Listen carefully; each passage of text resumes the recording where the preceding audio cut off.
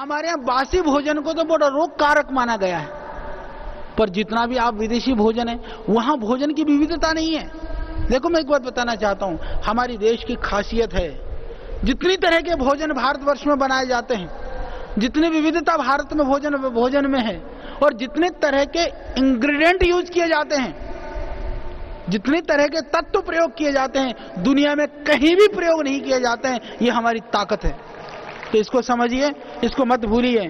बालों का झड़ना, सफेद होना, सर्वाइकल के लिए मैंने बता दिया, गले खराब के लिए हो गया, अस्थमा का हो गया, यूरिक एसिड के लिए खट्टी चीजें मत खाइए, और वातारी चूर्ण का सेवन करिए, और चंद्रप्रभावती भी ले सकते हो 2-2 गोली। जो 50 साल के ज्यादा आयु के हैं सब 2-2 गोली चंद्रप्रभावती खाएंगे, यूरिक एसिड नहीं बढ़ेगा, अर्थराइटिस नहीं होगा, आपको जो जनरल जो आपको ताकत चाहिए वो भी बनी रहेगी, घुटने घाटने में भी दर्द नहीं होगा। और रेटिना वगैरह की जो प्रॉब्लम के लिए ये ध्यान रख लीजिएगा, क्योंकि आंखों की जो प्रॉब्लम है एक भयानक समस्या है। छोटे छोटे बच्चों के आंखों में चश्मे, बड़ों के तो ही है, और कई तरह की प्रॉब्लम्स आती हैं। तो एलोवेरा और आंवला जूस जो है आंखों के लिए भी बहुत लाभकारी है। और दूसरा जो है, आप प्राणायाम आप रेगुलर करिए, उससे आंखों में बहुत फर्क पड़ेगा। और आंखों की गड़बड़ी होने में एक कारण और भी है, मैं आपकी जानकारी के लिए बता दूं, मेरे पास 3-4 पेशेंट ऐसे आ चुके हैं, 3-4 से भी ज्यादा होंगे, जो आप लोग बालों में जो डाई लगाते हैं ना, वो बहुत खतरनाक काम है। होता क्या है कि वो डाई से आंख की रोशनी चली गई है, बहुत सारे लोग ऐसे हैं, रोशनी ही नहीं जाती है, अंदर के ट्यूमर तक पैदा करती है वो, और स्किन डिजीज तक पैदा हो जाती है। हमने बहुत खतरनाक एक्जिमा तब हो जाता है, तो ये खतरनाक है, इससे बचिए। आप कहेंगे जी फिर हम तो बूढ़े नजर आएंगे। अब मैं एक ही चीज कहना चाहता हूं कि आप प्राणायाम करो, और वो मेहंदी, उसमें मेहंदी पाउडर लेकर के उसमें जो है ना थोड़ा सा त्रिफला डाल करके, और लोहे का जो हमारा लोहा भस्म डाल करके लोहे की कढ़ाई में पका लो, थोड़ा टाइम ही तो लगेगा, लगा लो उससे।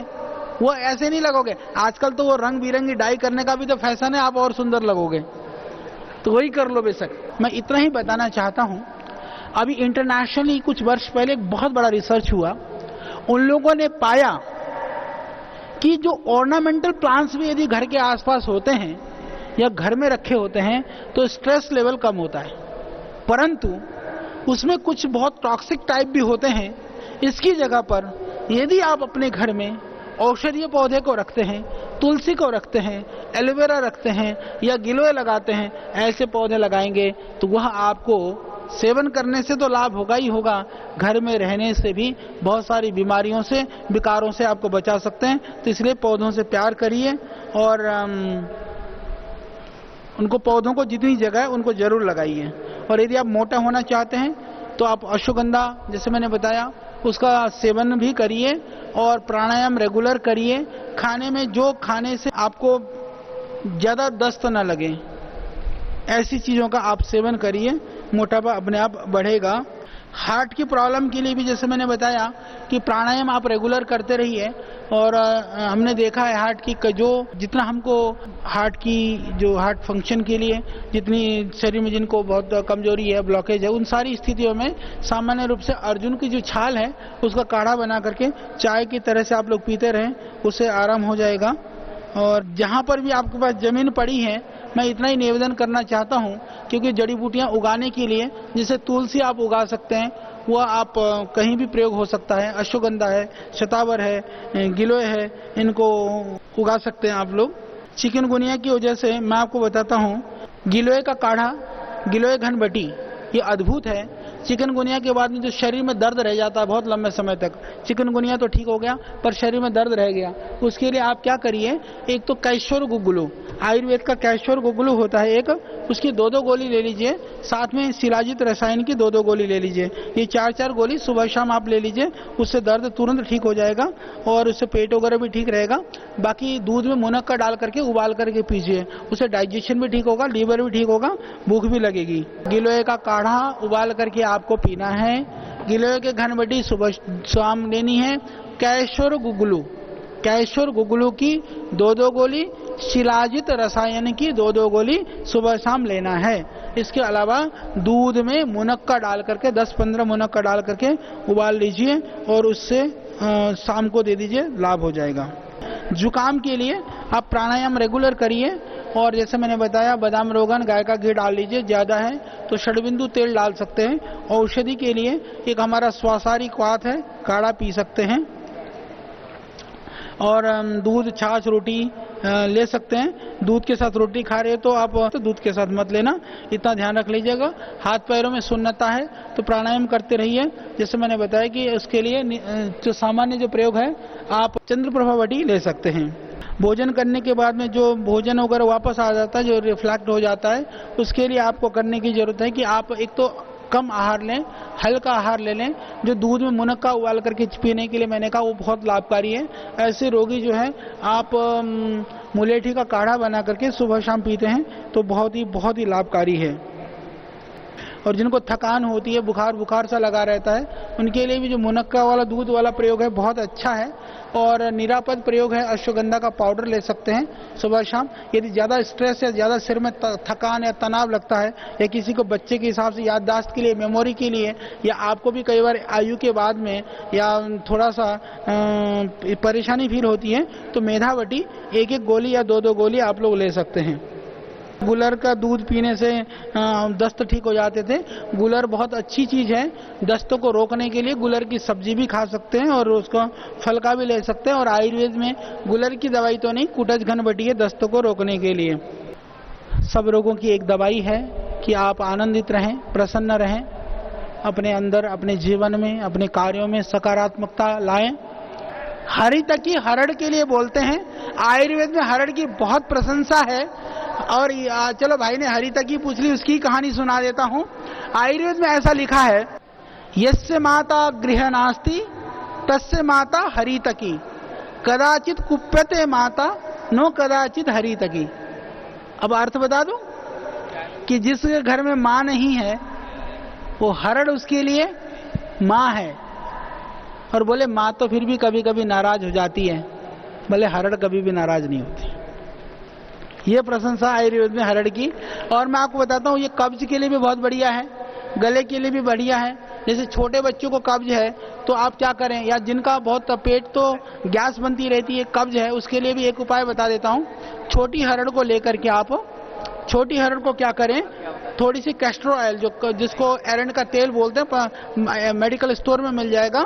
जैसे आपने 100 ग्राम हरड़ ले लिया, तवे पे 15-20 ग्राम तेल डाल करके धीरे धीरे भून लीजिए उसको, हल्के खिल करके मोटे मोटे हो जाएंगे, थोड़े से लाल हो जाएंगे, उसको निकाल करके पाउडर करके रख लीजिए। एक एक चम्मच बड़े ले सकते हैं, बच्चों को आधा चम्मच दे दीजिए। ये बहुत विरेचक नहीं है, आंतों को नुकसान भी नहीं पहुंचाएगा, एसिडिटी के लिए भी, पेट के लिए भी ये बहुत ही लाभकारी है।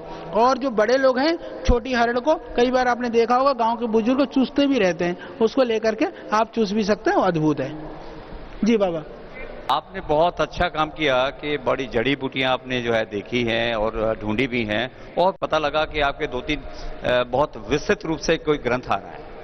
लेकिन मेरा एक छोटा सा है कि क्या आप ये ढूंढते ढूंढते क्या आपको संजीवनी बूटी का भी का मिला? आपकी जानकारी के लिए मैं बताना चाहता हूं, दुनिया में जो आप लोगों में से कई सारे जिनका सब्जेक्ट बॉटनी भी रहा होगा, बॉटनिकली अभी तक लगभग 5 लाख पौधे अभी तक आइडेंटिफाइड हैं, लगभग 5 लाख।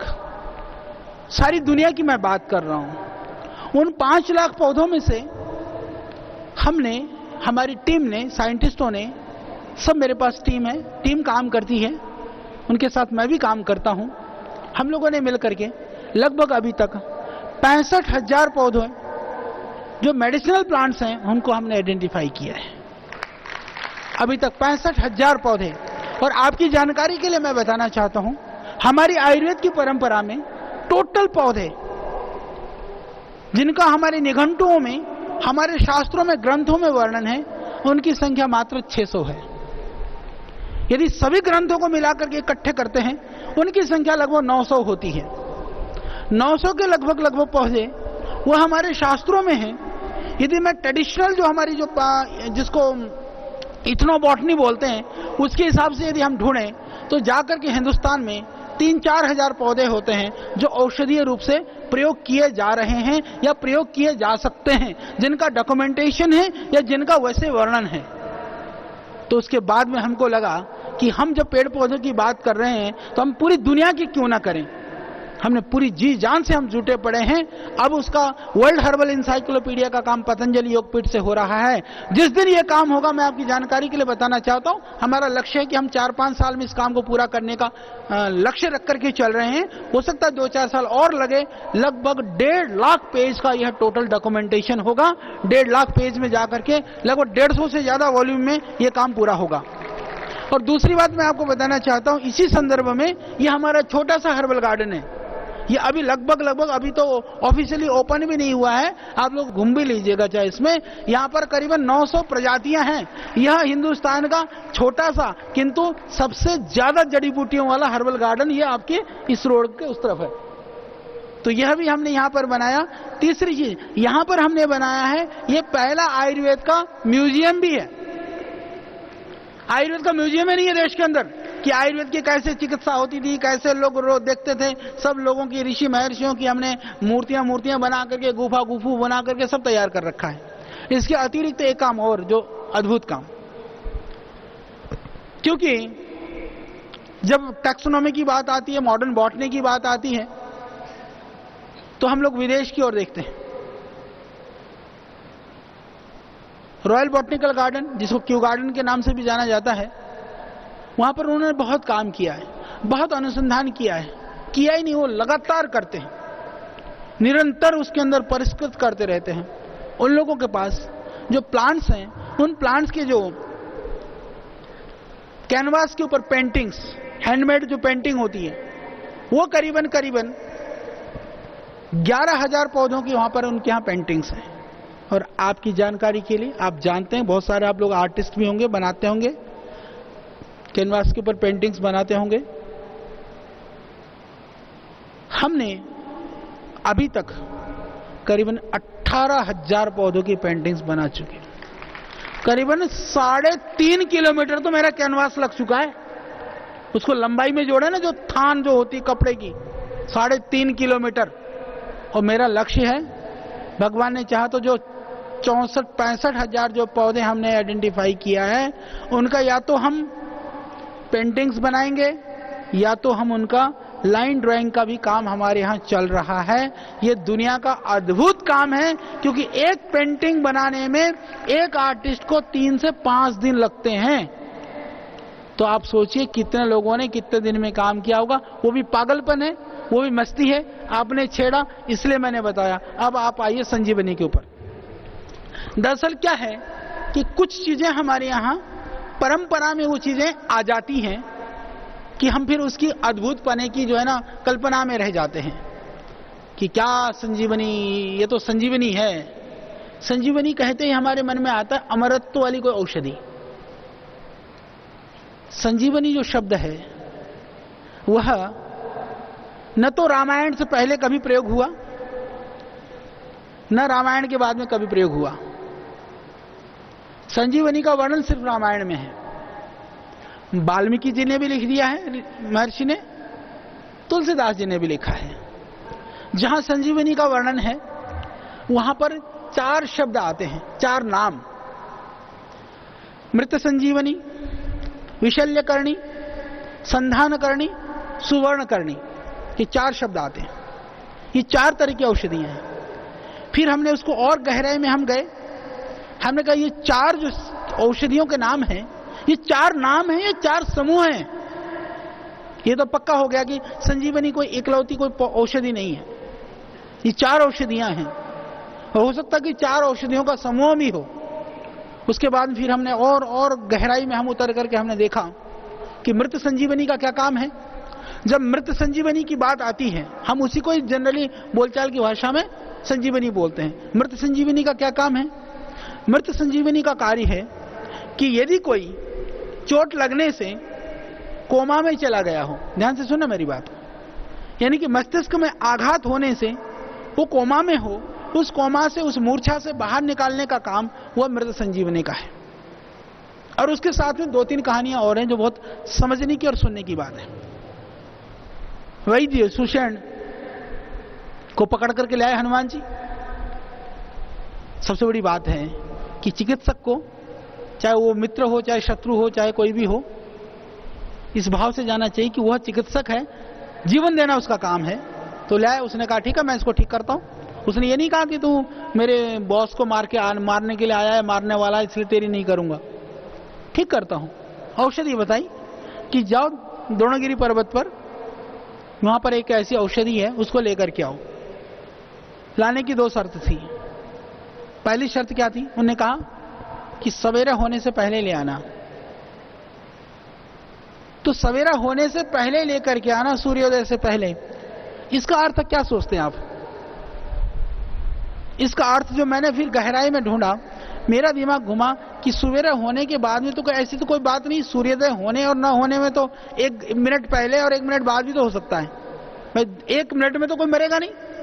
ये तो नहीं कहा कि सूर्योदय होने के बाद 1 मिनट या 2-3 मिनट के बाद। तो बात ये थी कि वह जो पौधा है, सुसीरिया गोसपी फेरा करके हम लोगों ने जो संजीवनी के रूप में जो मैंने ढूंढा, हमने पूरी प्रामाणिकता के साथ उस पौधे को हम लेकर के आए और हमने देखा कि फिर हमने बहुत सारे साइंटिस्टों को लगाया, वो जीनोम सीक्वेंसिंग भी मैंने करवा ली उसकी, बाकी एक्टिव कंपाउंड्स को भी आइसोलेट किया है, अलग अलग बहुत सारे काम हो चुके हैं। हमने देखा कि सूर्योदय से पहले पहले उसके अंदर कुछ कंपाउंड्स ऐसे होते हैं जो सूर्योदय के बाद उस पौधे में नहीं होते हैं। शिवशरण जी को पता था कि बाद में वो नहीं मिलेगा। और दूसरी बात, हमारी जो सनातन परंपरा में, पौराणिक परंपरा में हम क्या कहते हैं कि हनुमान जी सारा पहाड़ उठा करके लाए। अभी भी द्रोणगिरी जाएंगे तो द्रोणगिरी के लोग ये कहते हैं ये सारी पहाड़ी जो लाल लाल दिखाई दे रही ना, बोले वो पहाड़ी है कि बोले ये हनुमान जी जो है ना ये वहां से उठा करके ले गए थे सारे। और विचित्र बात मैं आपको बताऊं, वहां आज भी हनुमान जी को शत्रु की तरह देखते हैं। जब पहली बार मैं द्रोणगिरी गया, मैंने कहा सुनो तुम्हारा इतिहास खराब हो रहा है। मैं कहा हनुमान जी की पूजा करते? बोले वो भी नहीं करते। मैं कहा चलो हनुमान चालीसा का पाठ करवाया। फिर मैंने बैठा कर सबको, मैं कहा करो। मैं कहा द्रोणगिरी वाले तो हनुमान जी से भी प्यार करते हैं। तो ये बात थी। तो वहां पर जो है वो हनुमान जी जब लेकर के आए तो कहते पूरा पहाड़ उठा के लाए। पहाड़ उठाना क्या था आप समझिए। शिवशरण ने एक बात और कही थी हनुमान जी को, उसने कहा था पौधा तो लेके आइए, पौधा मरा हुआ नहीं चाहिए मुझे पौधा चाहिए हरा। अच्छा हरा रखना हो तो पौधों को क्या करोगे, तोड़ के लाओगे या मिट्टी से उठा के लाओगे? अच्छा मिट्टी से उठा के लाओगे तो ऐसा तो है नहीं कि वहां कोई खुरपी लेकर के सारा साफ करके घास घूस एक ही पौधे को उठा करके लाएगा। वो गए देखा कि यहाँ है, उठा ली पूरा। अच्छा कई लोग कहते हैं हनुमान जी को पता ही नहीं चला, उनको सब कुछ पता था। तो वहां से पौधे उठाए उन्होंने इकट्ठे, मिट्टी सहित उठाई और चलते बने। जब आप कहीं से जाते बोलते नहीं क्या अड़ंगा उठा लाया, क्या पहाड़ उठा लाया तू, तो ऐसे हमने कहा हनुमान जी पहाड़ उठा लाया, हाथ में रख दी सारा पहाड़। अरे मेरे भाई हाथ का साइज तो कितना, पहाड़ जितने थोड़े चौड़ा करके लेके आए थे वो, तो यानी कि वो बहुत सारा उठा करके ले आए थे। यह इसकी परंपरा। तो ताजी लेकर के आए, बहुत सारे औषधियों को उठा करके लाए, लाने के बाद वो ताजा पौधा, और वहां पर वर्णन है, उसमें लिख रखा है कि वो सूषण वैद्य उस संजीवनी को लक्ष्मण जी को पिलाते नहीं है, सूंघाते हैं। सूंघाने से उसकी जो स्मेल है, खुशबू है, जो एरोमा थेरेपी की बात की जाती है ना, उसके आज नई नई बात कर बोलो एरोमा थेरेपी और एरोमापैथी और बड़े बड़े लोग बात करते हैं, वही तो है सबसे बड़ा प्रमाण। उसको सूंघाने से वह जो है वह जाकर के हमारे जो अंदर के जो डैमेज जो सेल्स हैं उसको जो है ना, वो डिजनरेट हुए सेल्स को वो रीजनरेट करता है, एक्टिव करता है। तो जो मूर्छा थी लक्ष्मण की, वो मूर्छा टूट गई और वो चेतन हो गए। और उस पौधे के अंदर आज भी वो तत्व विद्यमान है। मैंने भी इस काम को करने के लिए हनुमान जी बनना पड़ा। पहले तो सूखा पौधा लेके आया मैं, वहां से लाते लाते सूख गया। फिर उसने वो कि मैं ढूंढता रहा, बहुत सारी चीजें नहीं मिली। फिर हमने जतन करके उसको वहां से, पहाड़ में तो वहां बहुत ठंड है, 14-15 हजार फीट की हाइट में तो वो पौधा होता है।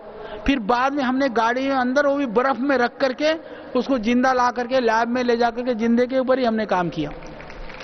तो वो कंपाउंड उसके अंदर हैं और वो चीजें अभी बहुत काम करने की आवश्यकता है। वो पौधे बहुत ही दुर्लभ हैं, थोड़े हैं, परंतु दुनिया में ऐसा नहीं है कि हमारे शास्त्रों में लिखा है। यदि हमारी परंपराओं में है तो वह चीज अवश्य है, परंतु ये बात अलग है कि हम उसके विज्ञान को ना समझ करके, जैसे मैंने कहा ना, हमने सोच लिया कि हनुमान जी सारे पहाड़ ले आए, सारे नहीं ले आए थे, थोड़ा लेकर के आए होंगे, तो ये हो सकता है। तो इतनी बातों को हमको समझनी चाहिए, तो काम हो रहा है। इसी तरह से सोमलता के विषय में बहुत सारी भ्रांतियां हैं। सोम कैसा होता है? सोम का पौधा तो मेरे यहाँ लगा हुआ है, वो मध्य प्रदेश के कुछ जंगलों में पाया जाता है। आयुर्वेद के अंदर जो अद्भुत अद्भुत जड़ी बूटियां हैं, उनके ऊपर हम लोग काम कर रहे हैं। परंपरा की बात भी, क्योंकि हम लोग आयुर्वेद से कई बार क्या होता है कि अतिशयोक्तिपूर्ण बातों से कई बार जो हमारी पद्धति है उसकी भी हानि होती है। कि कोई कह देते हैं अरे वो ने बाल लगा, हाथ में लगा ली, बोले उसने तो हाथ में हथेली में बाल उगाए। मैं कहता हूँ टांट में तो नहीं उगती और हथेली में कैसे उगेगी? तो ये इससे आयुर्वेद की हानि होती है। कई लोग ऐसे उलुल जुलुल मनगढ़ंत बातें सुना देते हैं। एक ने भाई ने कहा, बोले जी एक ऐसी अद्भुत दवाई है। मैंने कहा क्या है? बोले जी एक गडरिया था। मैंने कहा था। बोले वो पहाड़ पर गया भेड़ बकरी लेकर के चराता। बोले कहाँ गया? बोले जी कहीं गया, जाते चराया, और जब वापस आया जंगल चरा करके तो देखा उसके जो भेड़ की जो है ना, वो जो खूर, जो भी गधा था साथ में घोड़ा था, उसके खूर में वो नहीं लगाते लोहा, नाल जो नहीं कसते, बोले वो नाल देखा तो बोला वो सोने का हो गया था। मैंने कहा अच्छा। फिर बोले जड़ी बूटी, बोले पता ही नहीं चला, बोले किस में टच होकर के सोने का बन गया। अब ढूंढते रहो सारी जिंदगी भर। अच्छा, लोगों को लगता भी हो गया होगा। एक भाई ने कहा, बोले जी एक जंगल में जा रहे थे, इसी की आदत होती है, ये टहनी तोड़ी ये मुंह में डाला, ये टहनी तोड़ी ये मुंह में डाला। बोले डालते बोले जी गए तो बाद में बोले सारे जो है वो टहनी तो फेंक दी, बाकी सारे दांत बोले हाथ में आ गए। बोले जो पौधा कौन सा था? बोले टहनी तो पहले फेंक दी थी, ढूंढ ले टहनी को। इससे हानि होती है। मैं आपको बताता हूँ, जो कैक्टस का दूध है ना, यदि दांत में लगा लोगे तो दांत टूट जाता तुरंत। वो अभी लगा करके देख लो। भाई प्रैक्टिकल होनी चाहिए। और ऐसा पौधा है यहाँ पर कुमाऊं में मिलता है, वो एक दो बार मैं अभी उस पौधे को ढूंढ रहा हूँ, वो मैं भी चक्कर में पड़ गया था। एक दो पौधे ऐसे यहाँ भी है, वो सिद्ध स्रोत है हरिद्वार से आगे जाकर के, वहां पर भी वो पौधा अभी मैं ढूंढ नहीं पाया हूँ। ऐसा कि आप पॉकेट में डाल दो, दिशा भ्रम हो जाएगा आपको। दिशा भ्रम हो जाता है कि आपको इधर चलना तो आपको लगे इधर पूरब है। तो ऐसे ऐसे पौधे तो हैं कमाल। यहाँ पर कलिहारी है, अभी शायद फूल खिल रहा होगा, मेरे यहाँ होगा। उस कलिहारी को यदि आप घिस करके नाखून पे लगा दो, बुखार उतर जाता है। अब यहाँ नाखून में लगाने से बुखार का क्या संबंध है? पौधा है। तो अद्भुत अद्भुत पौधे हैं। दूधी है, दूधी के उसको जो है ना आंख में उसके दूध को लगा दो, छोटी दूधी को। आपके ये नहीं बिल्कुल लाल आंख हो रही हो, 1 मिनट में नॉर्मल हो जाती है। तो चमत्कारिक चीजें हैं, अद्भुत अद्भुत चीजें हैं, बहुत कुछ है ऐसा। परंतु इसका अर्थ यह नहीं है कि वह अवैज्ञानिकतापूर्ण ढंग से भी हम उस बात को कहें। प्रमाण हो, विज्ञान हो, हमको उस तरह से इस विधा को आगे बढ़ाने की जरूरत है। और बहुत सामर्थ्य है आयुर्वेद में, बहुत शक्ति है। तो संजीवनी भी मिलेगी, बाकी पौधे भी मिलेंगे, जीवन भी सुधरेगा और लोग भी निरोग होंगे। तो यही आशा है हमारी, इसीलिए हम लगे हैं, क्योंकि आयुर्वेद अथाह है, अनंत है। वनस्पतियां, काष्ठौषधियां, जड़ी बूटियां। और आपकी जानकारी के लिए मैं एक बात और बता देना चाहता हूं कि जो औषधियां होती हैं ना, वो बोलती हैं और उसकी भाषा को समझने का प्रयास करिए। पौधा आप घर में आप उस पौधे की बोली मत ढूंढो कि जिसको आप जानते नहीं हो। कहीं पता चला कि वो कहे मेरे को यूज कर ले, और आपने यूज कर ले, पता चला पॉइजनस था और कुछ हो गया। जिस पौधे को जानते हो उसकी भाषा सुनने का प्रयास करो। आप एलोवेरा को लगाओ, तुलसी को लगाओ, गिलोय को लगाओ, लगा करके थोड़ी उसको उसके पास बैठ करके तुलसी की पूजा करते थे। हमारे पूर्वज मूर्ख नहीं थे। आज भी तुलसी के अंदर वह सामर्थ्य है कि जो किसी दूसरे पौधे में नहीं है। जितने अब आप लोग भी पता नहीं कितने को कौन से किसके चक्कर में रहते हो, कोई वास्तु के, कोई ग्रह के, कोई फलाने के, आजकल बहुत घूमते हैं। अब उनको पता है, अच्छा उनको ये तो पता नहीं कि आचार्य बालकृष्ण तो फटी धोती पहन के घूमता। उनको पता है आचार्य बालकृष्ण जो है ना, वो देश के पता नहीं रईसों में गणना कर दी। अब मेरे पास कुछ नहीं, मेरे भाई चप्पल भी ना वो उससे सस्ती नहीं आती, वही पहनता हूं मैं। और ये भी दान में दे जाते हैं, आप लोग दे जाते हैं, मेरा तो उसी से काम चल जाता है। तो बोला उसके पास वो रखा है, क्या बोलते हैं, क्या बोलते हैं उसको, पारस पत्थर, जो लोहे को छू देता है तो सोना बन जाता है। तो बोला वो बेचने के लिए घूम रहा। मैंने कहा अच्छा कितना मांग रहा है? बोले 100-200 करोड़ मांग रहा है। मैंने कहा अच्छा। तो बोले हम उससे क्या करेंगे? बोले आप उसको छू देंगे ना तो सोना बन जाएगा। मैंने कहा फिर वो बेच क्यों रहा है? वो अपनी बना लेना, फिर घर में बैठे टनों में बनाते रहे, सारे लोहे को सोना बनाता रहे। ये मैं सच्ची बात बता रहा हूं। इसी तरह से कोई कुछ लेकर के आ जाता है, बोले जी उसके पास बोले ऐसा ऐसा पता नहीं क्या क्या है, कोई बोला जी वो मुक्ता है, कोई बोले जी वो भगवान कृष्ण की मोर की पंखी भी बिका हुआ है, सारी चीज बिका हुआ है इस दुनिया में। परंतु सावधान, वो यदि इतनी अच्छी चीज होती तो वो आपके हिस्से में नहीं आने वाली थी, वो उसी के हिस्से में रहती। इसीलिए आप अपनी देखो, भ्रमित होने की जरूरत नहीं है, विचलित होने की जरूरत नहीं है, समाधान तुम्हारे अंदर है। जितना बाहर भटकोगे उतना और भटकोगे, जितना दूसरों से समाधान ढूंढोगे और भटकोगे। तो मैं ये कहना चाहता हूं कि तुलसी के पौधे की बात, यदि तुलसी का पौधा घर में रखोगे, करके देखना, जिनके घरों में तुलसी के पौधे होते हैं औरों की तुलना में उसके घर के लोग कम रोगी होते हैं। तुलसी का पौधा जिसके घर में होता है और घर की तुलना में वहां पर झगड़ा कम होता है। तुलसी का पौधा जिस घर में होता है, कोई भी बैक्टीरियल और वायरल वाली जो डिजीज है वो कम होती है। तुलसी का पौधा जिसके घर में होता है वहां का वातावरण सात्विक और हल्का होता है। आप कहेंगे जी पड़ोसी के घर में तो तुलसी फिर भी झगड़ा करते हैं, हटा दो तो और महाभारत हो जाएगा। तो जितना भी, ये नहीं कि तुलसी ने सारा काम कर दिया, पर वो सहयोग करती है। तुलसी के अंदर इतना सामर्थ्य है। और हमारे वैष्णव परंपरा में वो तुलसी दल डाल करके जल पीते हैं। मैं कहता हूँ तुलसी का पत्ता यदि एक गिलास पानी में भी एक पत्ता भी डाल देते हो ना, पूरा गिलास का जो उसका जो दोष है वो खत्म हो जाता है। तुलसी की माला, मैं तो खैर माला कंठी नहीं पहनता, पर गले में भी पहनते हैं तो वो भी लाभकारी है इस रूप में, क्योंकि वह गले के रोगों के लिए हेल्पफुल है टच होने मात्र से। तो ये अद्भुत है, हमारी परंपराएं अद्भुत हैं, उसको समझिए, उसकी वैज्ञानिकता को समझिए। और आज के बच्चों को भी, हमारे यहाँ क्या है, दो चीजें हैं। बच्चे पूछता है माँ ये क्यों करें, अरे चुप, करते थे ना इसलिए कर, ऐसा मत करिए। जो कुछ आप कर रहे हो वो सब कुछ वैज्ञानिक है, उसके पीछे का विज्ञान को ढूंढिए, अपने आप भी समझिए, आज के बच्चों को समझाइए, तो फिर वो मन से करेगा। हमको अपनी संस्कृति के प्रति, अपनी परंपरा के प्रति, अपनी मर्यादाओं के प्रति, हमारी जो भी पारिवारिक और सामाजिक ताना बाना है उसके प्रति गर्व करना चाहिए, उसको समझना चाहिए, बच्चों को समझाना चाहिए। आज विदेशों में क्या है, पशु में और उनमें थोड़ा सा ही फर्क है। हमारे यहाँ तो संयुक्त परिवार, हमारे यहाँ एक दूसरे के प्रति रेस्पेक्ट करने की भावना, रिश्ते नाते, ये बहुत बड़ी ताकत है। जब आदमी खो देता है ना, तब उनके मूल्यों का पता चलता है। हमारे यहाँ क्या विशेषताएं हैं, ये हमको, जिन विशेषताओं में हम बैठे होते हैं वो हमको नहीं पता चलता है। जब हम खो देते हैं ना, तब उसकी महत्ता और उसकी जो आवश्यकता, उसकी विशेषता तब हमको पता चलता है।